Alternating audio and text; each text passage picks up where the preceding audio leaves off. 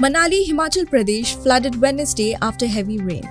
Rain continued to pound the famous tourist spot, flooding streets and hampering transportation. ANI images showed streets turning into rivers and spilling towards Manali's bus terminal. Several buses were damaged by water, but no substantial losses were reported. Himachal's Kullu area had a cloudburst on Tuesday. 4 to 5 persons disappeared. Manali-based NDRF teams helped. Himachal Pradesh's Kullu sees cloudburst. 4 to 5 people are missing. 2 to 3 people are in a washed-away house. Manali sent our squad, Karwal told ANI. Last week, severe rain and flash floods in Himachal Pradesh's Kullu area killed at least 7 people. Larje and Pandoh dams opened and downstream residents were warned.